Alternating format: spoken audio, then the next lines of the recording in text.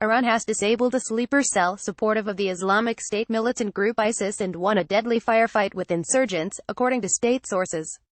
Iran's Ministry of Intelligence announced Monday the arrest of 27 members of an ISIS-linked cell during a joint operation with an unnamed regional country. The ministry said 10 suspects had been arrested abroad and 17 more within Iran's borders, where they reportedly planned to launch attacks on the country's religious cities.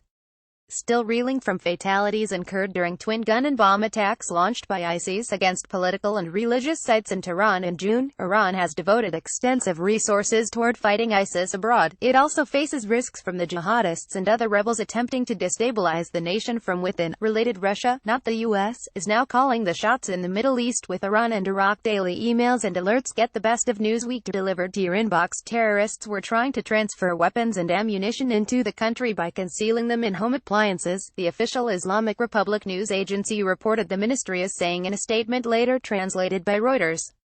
Police officers stand outside Iran's parliament building following an attack by several gunmen on June 7, 2017 in Tehran, Iran.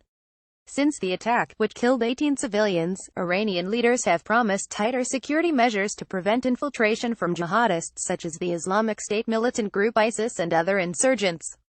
Majid Digiti Images. The ministry added that 5 of those detained were believed to be directly involved in an upcoming plot to conduct acts of terror, and that the remaining 12 had played a supporting role in setting up the conspiracy. The attacks were reportedly set to take place throughout the nation and coincide with Saturday's swearing-in ceremony for recently the re-elected Iranian President, Hassan Rouhani. News of the operation came just a day after the country's elite Islamic Revolutionary Guard Corps IRGC announced it had engaged in clashes with unnamed agents working with a foreign organization in the country's northwest, killing 2 would-be saboteurs and injuring 4 more, according to IRNA. Weapons, ammunition, telecommunications equipment and detonators were reportedly seized. IRGC Ground Force Brigadier General Mohammed Pakpour said the gunmen had attempted to gain access to the country in order to conduct acts of terrorism, but did not specify on behalf of which group the militants were operating. The area has witnessed fighting between Iranian security forces and Kurdish nationalists in the past. A terrorist team which sought to enter the country with the purpose of conducting acts of sabotage and terror was dismantled by the IRGC's ground force in a border area in the Iranian province of West Azerbaijan, Pakpour said, according to Press TV, the English-language affiliate of the semi-official Islamic Republic of Iran Broadcasting. In a third, apparently unrelated development, 3 Iranian soldiers were killed and 7 more injured Sunday when an assailant opened fire at the Kirizik Air Force Training Center, according to IRNA.